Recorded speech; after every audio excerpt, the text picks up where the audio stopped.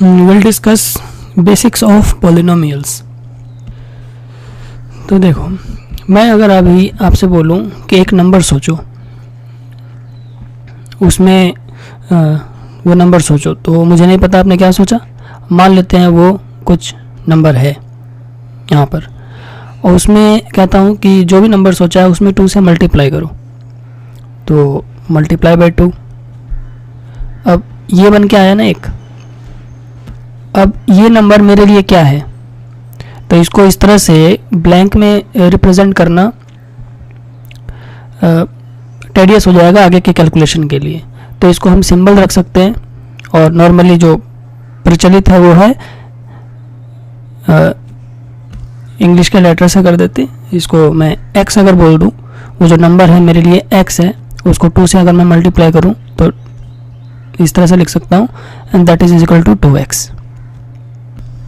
फिर मैं बोलता हूं कि आप कोई नंबर सोचो, again let this be this number, उसमें उसको डबल करो तो मल्टीप्लाई बाय 2, उसमें 10 ऐड करो प्लस 10।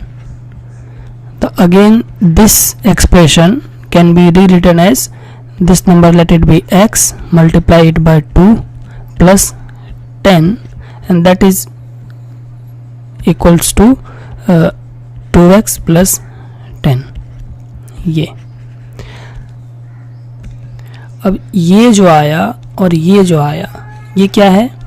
मैंने कुछ वर्ड्स में एक प्रॉब्लम्स बोले मैंने। इसमें मैंने बोला कि कोई नंबर का डबल लिखो। अगर मैं इस तरह से बोलता कि कोई नंबर का डबल लिखो, तो यू कैन राइट 2x। अगर मैं ये बोलता कि कोई नंबर है उसके वो 10 ज़्यादा है उसके दुगने से, अगर मैं ऐसे वर्ड्स में बोलता तो यू कैन राइट दिस। तो ये क्या किया आपने कि वर्ड वाले स्टेटमेंट को आपने मैथमेटिकली एक्सप्रेस कर दिया। तो दिस एक्सप्रेशन, ये जो मैथमेटिकल एक्सप्रेशन है, इसी को हम अलजेब्रिक एक्सप्रेशन बोलते हैं। अलजेब्रिक एक्सप्रेशन, इसी को अलजेब्रिक एक्सप्रेशन बोला जाता है। मतलब एनी रियल लाइफ प्रॉब्लम जिसको आप मैथमेटिकली कन्वर्ट करते हो, उसी को हम अलजेब्रिक एक्सप्रेशन बोलते हैं। अब ये अलग अलग वैरायटी के, अलग अलग टाइप्स के हो सकते हैं, डिपेंडिंग कि वो जो मैं वर्ड वाला जो स्टेटमेंट बोल रहा हूँ वो कैसा है। जैसे मैं एक एग्जांपल लेता हूँ कि मान लेते हैं कि एक आपके पास रेक्टेंगल है,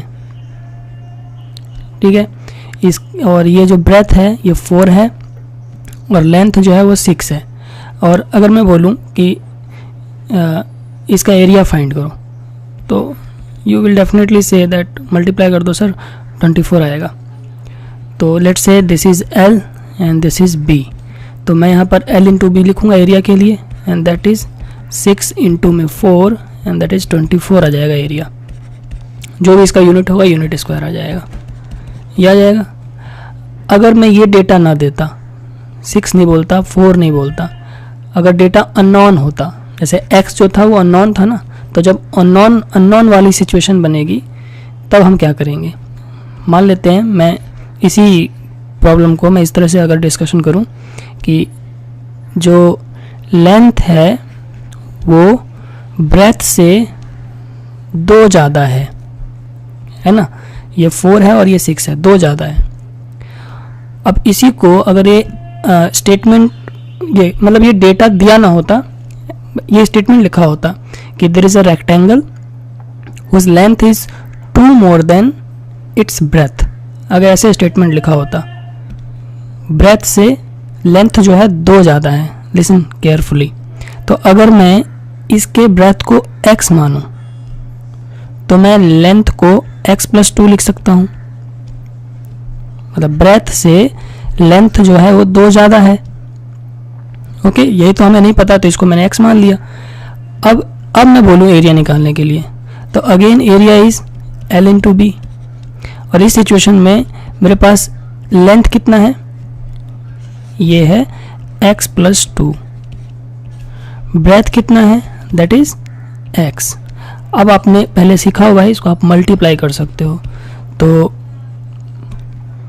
ये जो सीन है ये इसके साथ मल्टीप्लाई होकर के x का स्क्वायर बन जाएगा, और ये जो नंबर है ये 2 के साथ मल्टीप्लाई होकर के 2x बन जाएगा। अब ये जो मैंने सिचुएशन क्रिएट किया हुआ है वो इस रेक्टेंगल का है ना, और ये जो रिलेशन है लेंथ और ब्रेथ के बीच में वो 4 और 6 से मैंने लिया। तो अगर मान लेते हैं एरिया इज गिवन, स्टेटमेंट में area is given that is 24, तो मैं एरिया की जगह 24 लिख सकता हूँ। तो इट मीन्स कि 24 is equal to x square plus में 2x। ठीक है, ऐसा बन जाएगा।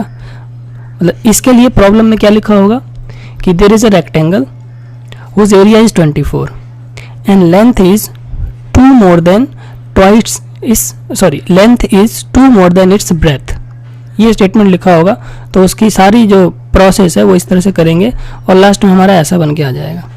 इसको अगेन हम आगे लिख सकते हैं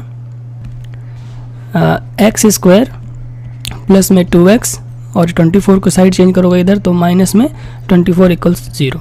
अब ये जो बन के आया, हमने क्या किया है, उस रियल लाइफ प्रॉब्लम को, एरिया रिलेटेड जो प्रॉब्लम थी उसको हमने कन्वर्ट कर दिया, कन्वर्ट हो गया ये इस एक्सप्रेशन में। यही हमारा अलजेब्रिक एक्सप्रेशन है। मतलब ऐसे और भी age related problem, speed related problem, number related problem, ऐसे many different varieties of problems होंगे जिसको हम जैसे अब प्रॉब्लम क्या था, एरिया फाइंड करना, तो उस तरह से एज फाइंड करना हो सकता है, स्पीड डिस्टेंस फाइंड करना हो सकता है, और फाइंड करने की जो प्रोसेस होगी उस प्रोसेस को फॉलो करते करते हम लास्ट स्टेज पे ऐसा पहुंच सकते हैं जिसमें हमारा अलजेब्रिक एक्सप्रेशन क्रिएट हो जाएगा। ओके।